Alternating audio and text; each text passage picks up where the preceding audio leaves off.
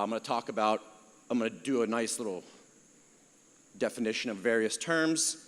I'm going to talk a little bit about an overview of the vulnerability disparity problem that exists, which was the topic of my talk last year, just so I can kind of bridge that gap a bit. Vulnerability identification methods, very briefly talk about SBOM and how that matters and why it matters.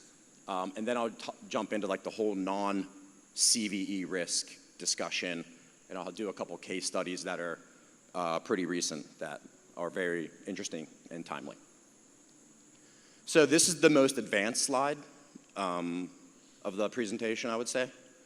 And the reason I put this up here is because I think there's a really big misconception that ICS and OT and medical devices and like all these other things are not computers. We certainly don't treat them like they're computers, that's for sure. So even if we do acknowledge that a PLC or an embedded system in an automobile or a pacemaker or whatever, even if we do acknowledge that they are computers, which we should, we don't treat them like that. So very basically, obviously, it's just moving data around and store, retrieve, and processing things, which obviously is what ICS and OT devices do. To briefly talk about what XIoT is, my favorite thing about cybersecurity is about once a quarter we get a totally new random acronym that doesn't make any sense. And XIoT was one of those. So it is helpful, I guess. It's a nice like umbrella term for a set of different types of what used to be known as Internet of Things and is now extended Internet of Things. And we really count like 6 categories of devices under this umbrella. So you have IoT, which is like printers, security cameras, that kind of stuff. Then you have industrial control systems, you know, everyone knows what those are. Network infrastructure, so routers, switches, VPNs, firewalls, wireless access points, that fun stuff. Embedded systems in vehicles, satellites, and medical devices. I forgot to highlight ICS instead of medical devices, but you get the point. So I'm not meaning to insult everyone's intelligence here, but once again, what I'm really trying to just call out briefly is why don't we view these things as computers? Is it because there's not an end user on them? Is it because there's no keyboard? Is it because there's no monitor? Because if all of those things don't exist, then clearly there's no risk, right? Obviously not. So in terms of just like the problem statement that exists around XIoT that'll kind of drive the rest of this presentation, we've had this explosion in devices that is going up at a very exponential rate across not just ICS and OT, but across everything. However, there has not been a commensurate increase in the number of solutions and technologies to address these number of devices, not even close. And so what kind of situation does that create then? That creates a situation where you have no automation, you have no continuous monitoring, you have no analysis, you have no ability to do really much of anything aside from, until relatively recently, asset inventory and some slightly more, basic things than that. So what we're going to talk about today is how we can get significantly more data, significantly more visibility, and therefore significantly better risk identification. We can talk about who has the bigger problem here. I think device manufacturers is really the crux of it for the most part, right? Generating SBOMs for these things is a nightmare. Vulnerability management is, we'll talk about if that's even actually the problem. Remediation workflows can be painful. Compliance, identifying the risk, integrating these things with your CI/CD, all the tool consolidation and incident response. So, in terms of just like the reason why this is so much harder. So these are vendor-controlled devices a number of ways. Like, do you even have access to the software components? Usually no. Does the vendor? We hope so, but not always. If you look at a situation like Rockwell, right? They license VxWorks. Do they own it? No. So they have the same third-party risk problem that everybody else has. These aren't verticalized supply chains, so everyone has a third-party risk problem somewhere. legacy devices, end-of-life systems. The vendor might not even exist anymore. The cost of doing this kind of work is very expensive if you're doing it in a manual way, very time-consuming. You have air gaps, which I hear rumors exist, that they exist. I've read about them in fairy tales. A lot of them are running like a real-time operating system, which is even harder to analyze and has a limited file system and number of binaries.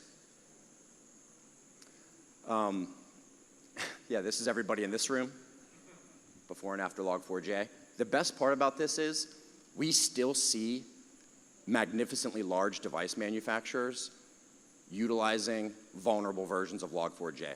They've just never changed the process internally of what components they're bringing into their software or firmware. So we'll see a brand new, whatever, router, switch, firewall, whatever it is, and it has like the Log4j vulnerability from forever ago because they care about security. That's why. They're just testing you as the end user. It's like a free tabletop exercise they're giving you, basically. Do all of your device manufacturers have product security teams? The answer is no. Is all risk determined by CVEs? Obviously not. Submitting CPEs is a really big thing. Every device that gets created does not have a machine-readable name in the NVD. One only gets created after a CVE is published. So what assumption is there to make then? A brand new device that was created is vulnerability-free? Well, we're going to find out, aren't we? All right. It's trivia time. How many vulnerabilities, now this is a very important word, would you expect to be in a brand new Rockwell PLC? Now, I purposefully am not giving you the model number and firmware version. That is the correct answer from an expectation perspective, right? Wait, what? Any other answers, though? All right. This guy is a stand-up comedian in his spare time. No highs. So, now this is a real-time operating system, so it's obviously has much less stuff. 112 vulnerabilities, 5 lows, 58 mediums, 38 highs, and 11 criticals. Now, these must all be newer CVEs, right, gang? And when I say new, I mean 2006, right? I mean, it's pretty recent. And so what does that mean? What does it mean when you have a vulnerability from 2006? What that means is you have a software component from 2006, which I'm going to circle back around here in a minute, right? And this is where SBOM is important. All right, let's look at another one. A Netgear router. How many would you expect? Right? This is brand new. You can just go download this firmware off Netgear's website. So, 2,219. You know what, Chris? You bring up a very good point. Let's see when the oldest one is here. 2004. So, once again, I think what's important to highlight here is not that they have a vulnerability from 2004. It's what that means. That means that there is a software component. That means a company like Netgear, who's not a small company, they're not poor, has a process, or maybe they don't, that says, you know what, a software component from 2004, it's just like, it's like, you know, when like Adidas changed their logo to like the old school logo. They're just like, we're going to put like an old school component in here, you know, and just like jazz it up a little bit for everybody. Like it's like a nostalgic software component. That's part of what it is. Now here's the other thing I want to call out, right? Going back to, aren't these things just computers? This is a full-blown Linux file system on the Netgear router. Has the exact same set of directories and paths and everything else that you would find in a Linux operating system. No difference. No difference. This here is also just talking about like the existing solution set and what is also possible, I suppose. So we took that Netgear router, which you're all familiar with now, and we scanned it with a vulnerability scanner. Doesn't matter what vulnerability scanner, they all provide the same results. So if you scan that device, it finds 5 vulnerabilities. And those are typically associated with like open ports, vulnerable services, like that kind of stuff, right? And then if you look it up in the NVD, which is the just most magnificent source of truth ever created, you find 3. And then if you upload the firmware into a firmware analysis platform to remain anonymous, it'll find 2,219 vulnerabilities. So you can see how there's like a slight difference there, right? And the reason for that is you have to understand what components exist in something to properly ascertain the level of risk. Does anyone in here say, hey, we have a network intrusion detection system, so we don't need EDR? Does anyone say that? Because if you do, your job must be very fun. But that is essentially what we are saying when we talk about these devices. We are basically saying, you know, I have an asset inventory solution that tells me a router is present. Oh, never mind. I didn't know you guys were doing that level of analysis. Forgive me. So sometimes visibility is scary. To continue the Friday the 13th theme, this is a, what's it called, like a space lift, like a building management system from Schneider. So this is a list of all their user accounts on that device. There's a password hash at the bottom that's using a very advanced hashing algorithm known as MD5. They did not use MD4, so that's how you know it's a good one. Now, these are just the authentication accounts. You can find password hashes anywhere else, right? There's nothing stopping people from putting password hashes in other things that have nothing to do with the authentication, which is exactly what they do. So if you look everywhere else in the file system, there's 2 other sets of password hashes, and we were able to break one of them in an automated way. We can usually do a pretty good job if we like spend more time and resources on it. So does anybody know a fancy word for password hashes found not related to authentication accounts? It's the opposite of a front door. You guys will figure it out. Now, it's not, a lot of these aren't purposeful backdoors, right? They're just credentials that are in configuration files, binaries, service startup files, all these kind of things. But once you get on one of these devices, or even without that, it really gives you a way to further take advantage of what's going on there. Update your firmware.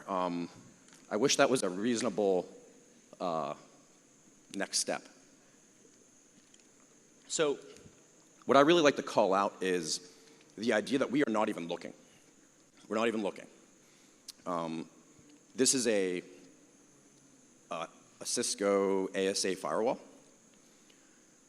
And a lot of time when I have these conversations with folks, they'll be like, yeah, Tom, we have like a process for this. Okay. Can I meet the person who's responsible for putting 26 expired certificates in a brand new firmware image? I'd like to meet that person. And they're like, okay, we don't look at everything all the time. What do you think this is? A technology company? So the point that I bring up here is really around, are expired certificates the end of the world? Absolutely not. They're not, right? We're going to be fine. If expired certificates were our biggest problem, we'd be good. They're not. And what this is indicative of, and I've tried to pick on many large companies, not just one. What this is indicative of, though, is that people are not even looking. We don't even have processes and workflows in place to understand that these problems exist. Because if we did, this wouldn't happen, right? Because you have to think about it in this way. One of 2 things has to be true. If you do have a process in place, then you just have unimaginably incompetent people working for you. right? And I just know that that's not true, actually. People who work in product security, in my opinion, are some of the absolute best in all of cybersecurity. Just the tools and processes and workflows do not exist to give them this kind of information at any reasonable scale with any reasonable automation, right? So that's why this problem exists. Lost my clicker. All right, so what kind of problem do we have here? A lot of times when we talk to folks, they say, well, Tom, you're gonna give us too many vulnerabilities. There's too many vulnerabilities here. This is a huge vulnerability management problem.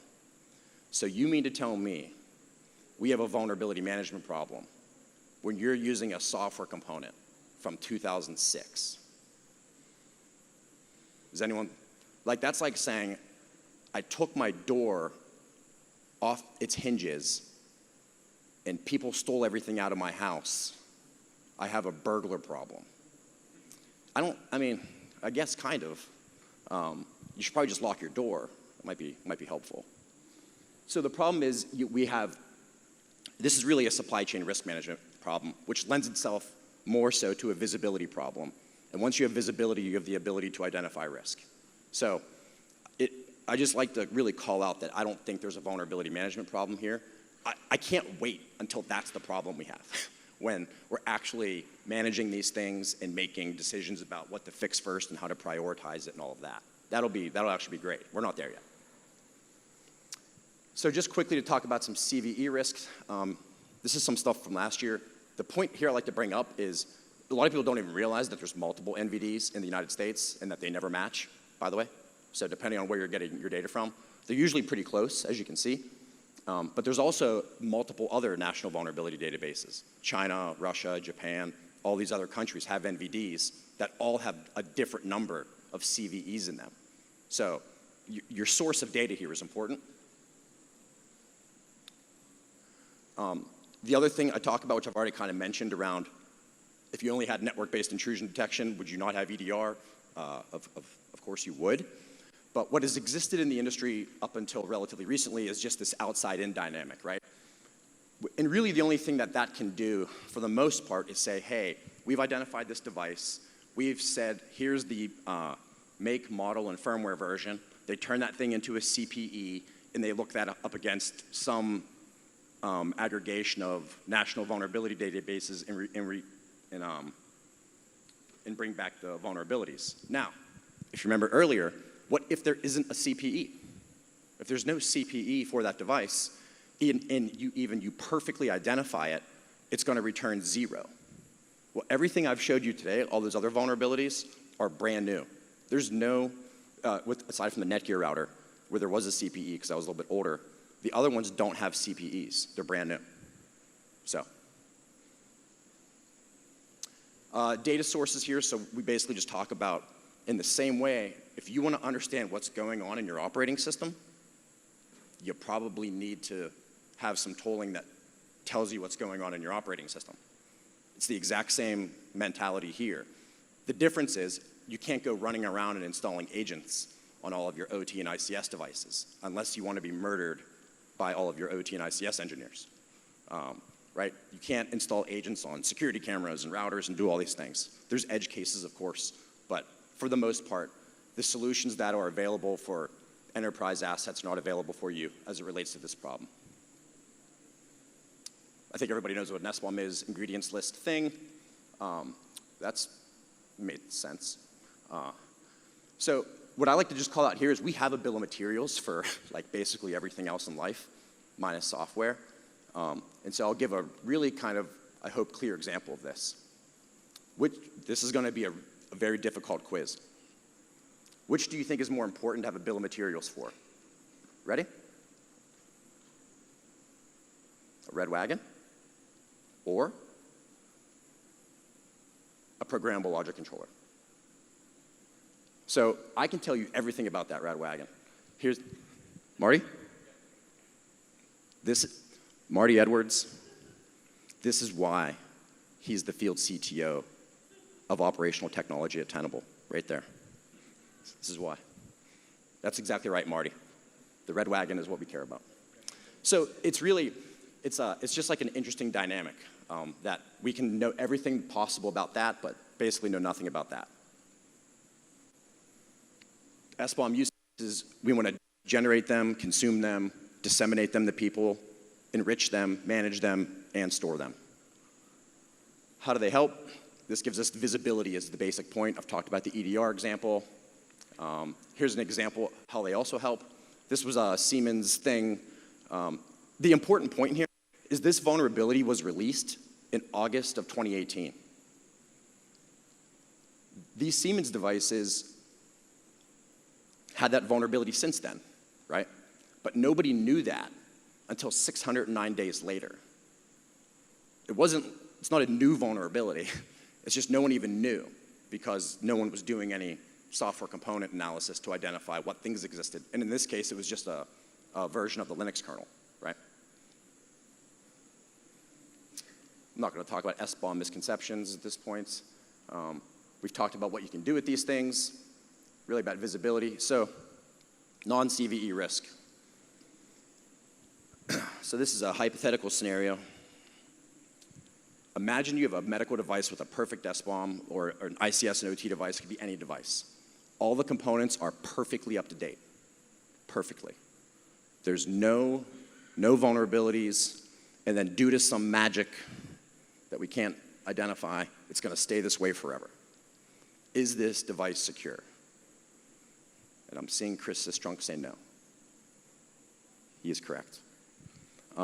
So, non-CVE risk, and this is like I specifically say non-CVE risk because the word vulnerability has a lot of meanings, right? Is a set of weak credentials or default credentials in a firmware image or a device a vulnerability? By the English definition, yes.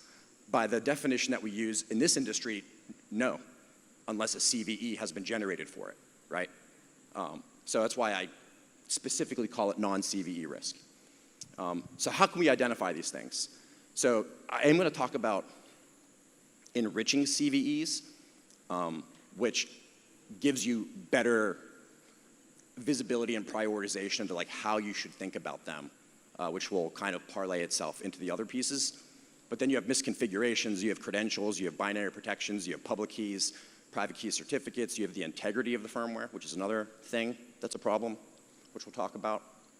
So in terms of the CVE enrichment, first off, for anybody doing vulnerability prioritization using CVSS, I'm begging you to stop doing that. The data we have, I'm actually working on a talk for this. I don't know how many. I think the answer is 0 or very few of the devices we've looked at. If you look at all of the critical vulnerabilities we've identified, and you do an AND operation, and you say how many of these critical vulnerabilities also have weaponized exploits, which means exploits being used in the wild and or part of some like automated exploit framework like Metasploit or something like that, the answer is 0. You might wonder, why is that? It's actually pretty straightforward. Attackers know that everybody here has a vulnerability management program that focuses and prioritizes on patching critical vulnerabilities. So if you're going to write an exploit for something, you probably want to write it for that you're going to actually use in the wild and all that. You're probably going to want to write it for like a medium or a high, something like that. So enriching your CVE data with exploit information or EPSS or the actual exploits that are available or any of this other threat intelligence stuff is going to give you much, much better ways to kind of figure out how you want to prioritize stuff.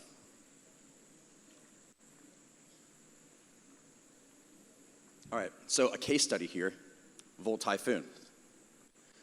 So what was really interesting about this is, I don't know if anybody remembers the title of this article from Microsoft, but it basically said, Chinese APT uses living off the land attacks for lateral movement, which is a revolutionary tactic by them and everybody, right? They've been doing that forever. I mean, it's like, it was like a confusing, like why was it such a big deal? And when I started to dig into it, the biggest deal I found was that piece right there. So the initial access coming through a Fortinet device, which in this case, it doesn't even matter if it's Fortinet, frankly, right? It's just, it came in through a firewall. How do you know if your firewall, the very thing that you have probably spent a fair amount of money on, is actually vulnerability and risk-free and is not actually giving attackers the initial entry point into your environment? And the answer is you don't, right? However, if you enrich the CVEs that have been identified on devices like this, you can see that there are, in fact, weaponized exploits for vulnerabilities that are like remote code execution things on that particular device in this case, and then you can take whatever action you would like to take at that point. Maybe there's a firmware update, maybe you put maybe you put a firewall in front of a firewall in front of a firewall and just have firewall inception. But that was like the really interesting piece to me. And then they're also using the, small office, home office routers for the command and control and all that kind of fun stuff. So other non-CVE risks would be things like binary protections. So first off, if companies aren't stripping their binaries, meaning they still have like debug symbols and stuff like that, that makes it easier to find stuff. But you really want to have binaries that have, by the way, binary protections are free. They don't cost anything. And it basically significantly increases the amount of effort and the likelihood of a vulnerability being successful, typically as it relates to like memory exploitation attacks and things like that. So a lot of times, and it's also a really interesting leading indicator in terms of how secure everything else is for a given device or manufacturer. If you go into their binary protections and everything's green, they probably have a pretty legit secure software development lifecycle and program in place. But if you go in there and it's a mess, it's pretty obvious they don't have a good process in place, and you're probably going to have other issues that exist everywhere else. It's kind of like I suppose, some pun intended, talking about stack canaries. It's a pretty decent like canary in the coal mine in terms of is this indicative of a bigger problem here? And so you can also then connect, once you have this kind of data, you can connect it to the CVEs you have. I should not have used a dark mode screenshot, clearly. But basically what it says is, if you find vulnerabilities that are memory exploit like vulnerabilities, and that thing does not have any binary protections, then that thing is riskier. And if it does not have binary protections, or if it does rather, then it's less risky, right? So you can start to correlate this data. And so if you have all these memory exploit vulnerabilities, but every binary protection's turned on, you can probably deprioritize those things, right? Is that accounted for in CVSS in any way whatsoever? Of course not, because they have no way to do that. So this is the kind of thing, but the data exists to make better decisions, right? Once again, not necessarily a vulnerability management problem. Misconfigurations. So think about these things as like hardening controls. So something like a disastig is how we think about like what a misconfiguration might be. So as I mentioned, even if all the vulnerabilities are addressed, there's still multiple avenues for compromise here. Are you using Telnet, which is pretty secure? Insecure URLs, weak hashing algorithms, multiple users with UID 0, which is just root accounts. So I'll give you a couple examples here. On the left-hand side, you can see a bunch of password hashes that are using MD5 crypt, which I already showed you an example of like us breaking those. Frankly, if you're using like a super long, complex password, MD5 crypt will probably, it'll be generally okay. But it's just a weaker algorithm that, given enough time and energy, people can break. The next one is services missing configuration files, which means obviously you can put a configuration file on a box if you get on a box and have it do whatever you want it to. And then the last one is the multiple users with UID 0. So you basically have multiple users with root access, which typically is not required. There could be a good reason for that, frankly, but I haven't encountered it yet. The next one, I wanted to call out insecure URLs in particular, because they're really fun. So in firmware, like I said, these are just computers. You'll find like configuration files and other things that have basically tracked all manner of things. So in this case, it's actually tracking a TFTP server, which is unauthenticated. But what's really interesting about it is that is a public IP address. So if it's all private IP address space, it's like, okay, like that's not as interesting, though it would allow people to do some level of reconnaissance on your internal network, frankly. But if I keep going on this, here you can actually see them transferring a firmware image over that TFTP to that IP address. Now this is I'm purposefully not showing a more egregious example of this. But I do have this example, which once again, I'm being kind in what I'm showing here. You know, the one up top I think is just like a test account, but there's plenty of these that are not test accounts. And you'll just see a hard-coded password in the URLs in the firmware that you can then use to, you know, just give someone a free penetration test if you so inclined. So credentials. This is a really big one, obviously. Identifying credentials, we talked about authentication accounts and ones that are stored everywhere else. We would never allow, imagine buying a Windows operating system, okay? And plugging it in, and then finding out that there is like all these sets of just hard-coded creds in there, like out of the gate day one. It would be like headline news. People would be losing their minds, right? But that is exactly the case for all of these other devices. It is exactly the case. There's almost no example where it's not the case. And everyone's just like, yep, oopsie poopsie, I guess, you know? So I talked about detected hashes and all that. Yeah, at the bottom, I basically talk about more nefarious purposes. It's pretty obvious when you find things that are intended for, I guess you would call it persistence by certain organizations. They go to certain lengths to hide and obfuscate things. And so those are really fun to find when we find them. So here's some examples. This top device is a brand new top 3 network device manufacturer on planet Earth. Brand new firmware image. And if you look under the root password, under cracked, it says true. So I can't begin to tell you how trivial it is to run a Shodan query looking for this device on the internet, and then, hypothetically speaking, if you wanted to check if they ever changed that root password or not, it would not be hard. They're using Descrypt as their hashing algorithm here. So if any of you cryptography experts here, DES is, let's just call it not the tip of the spear from an encryption perspective, right?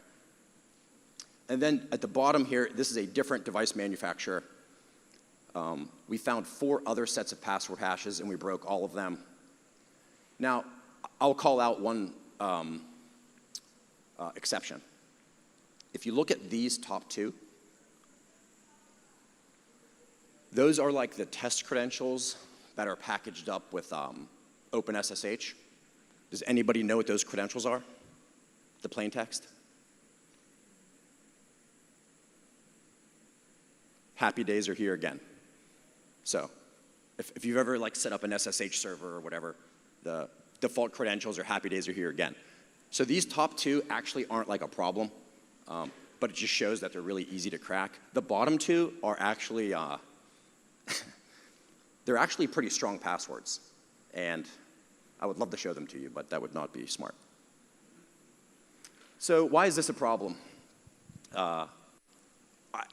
it almost seems like it's security through obscurity, frankly. Organizations they just don't believe that or understand that this type of visibility is possible, right? Like, we have a lot of smart people at NetRise, don't get me wrong, but the idea that we're the only people on the planet who are capable of doing this just is not true. It's not true, which has already been evidenced many times. The weak credentials, I mean, if you ever want to build your own dictionary, root and admin will take you a long way. In addition, just the vendor name. Just build a dictionary of all the vendor names. That works really well. Or the model names, right? That's another one that works really well. Or some combination thereof. So Black Tech just came into the public purview, like, what, 2 weeks ago? Chinese APT group targeting telco equipment. These are devices connected directly to the internet. Does anybody remember how they got access to these devices? What vulnerability they exploited?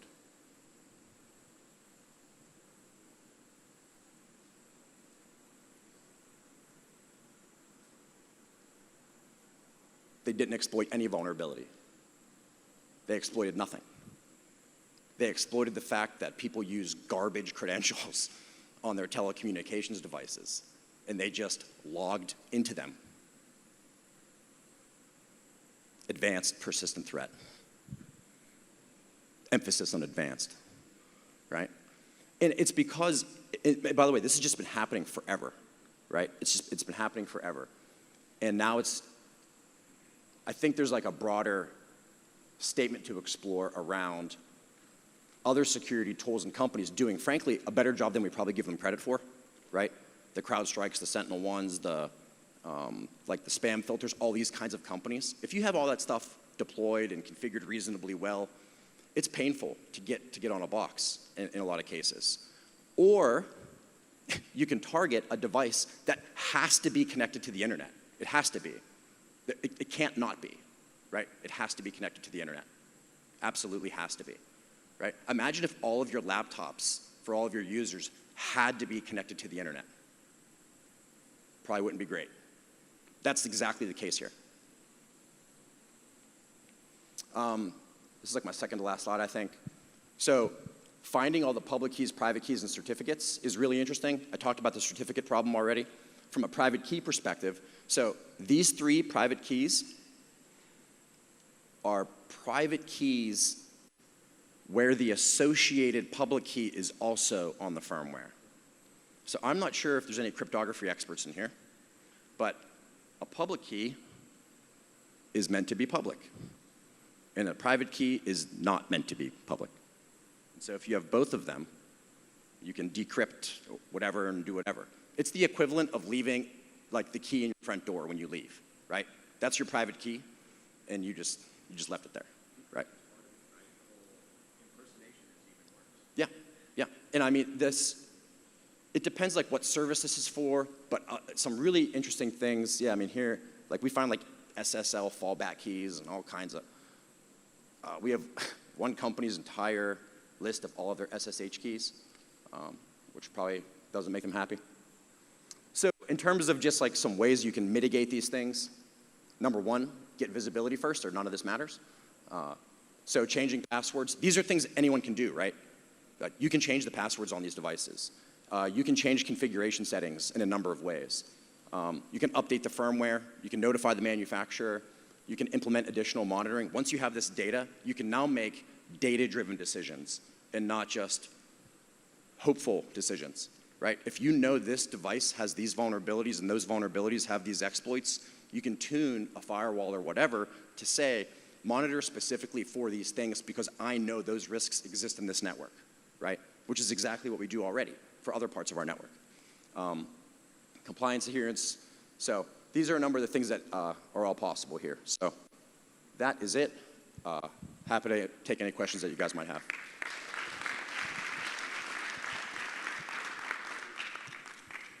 Manish?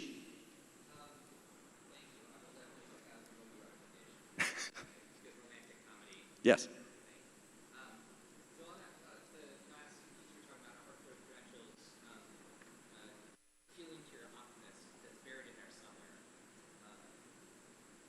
Sometimes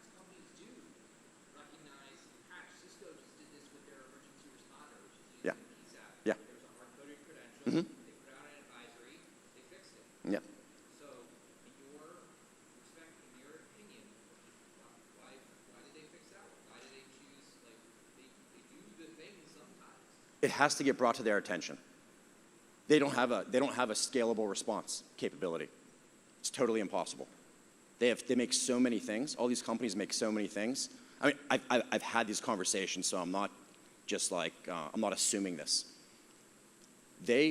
All of these companies, without exception, are sitting on hundreds, if not thousands, or tens of thousands in some cases, vulnerabilities that no one else knows about. They can't fix them all. They just can't. It requires like a... Tom, you say that like no one else knows about. Yeah, right. Yeah, no, it's not a... Right. Why do you think companies register for CNAs? It's not to do the right thing, by the way. It's because if you register as a CNA and a researcher wants to drop a 0-day on you, they have to go through you first, right? So, and so they just fix things as they get brought to their attention. They have the same problem as like every other human, right? It's a prioritization thing. This is where like the whole secure by design mentality, I think, is going to really, now that we have data to prove things are not being secure by design, that's been the friction, I think. People just say, like, well, here's our process. And people are like, yeah, that seems like that would make a secure device. And then you actually look at the data and you're like, this thing did not follow that process. So I think that's the dilemma you have. Yeah. Chris? Yeah, the blind spot that I always question, and I want to see what you have asked, is like the insecure by design protocols, Yeah. HTTP, Yeah. Modbus. Yeah. Well, now Modbus has a CVE. Yeah. But typically none of the insecure by design protocols, they don't have CVE, so they're Yeah. completely missed by vulnerability scanners.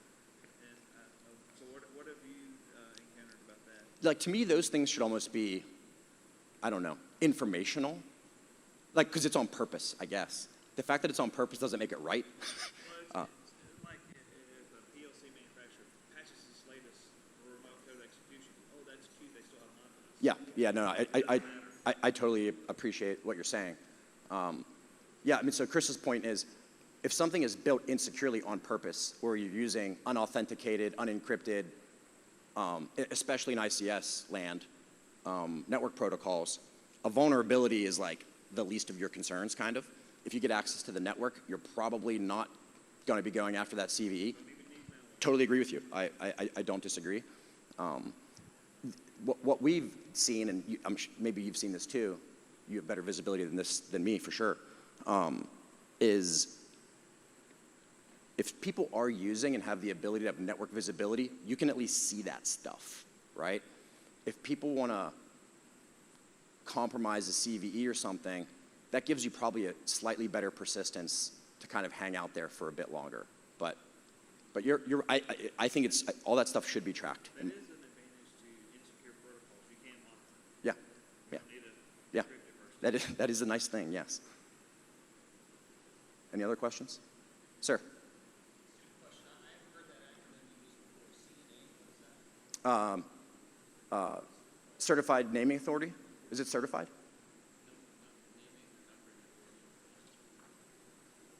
It's basically the people who are allowed to submit CVEs to the federal government, right? So if you want to drop a CVE, whatever, you have to go through MITRE, go through this process, fill out a bunch of paperwork. It's not like basically done by CISA now for the most part. And then you're a CNA, and now you're allowed to formally drop vulnerabilities. But you have to follow the responsible disclosure process and all of that. I mean, anyone can drop a vulnerability, right? It's like, it's not illegal. Anyone can do it. But if you do it without a CNA, like, you know, you're... Is it CVE? Oh, okay. Yeah, CVE numbering authority. Yeah. Yeah. Easy for me to say. So yeah. But anyone can do it. There's been an explosion in the number of CNAs recently, for the reason I kind of mentioned, right? Yeah, some of them are not trusted parties either, except for the Austin Hackers Association, who created one recently, which was awesome. Yeah. Any other questions from anyone? All right, happy Friday the 13th. Sorry for scaring you guys.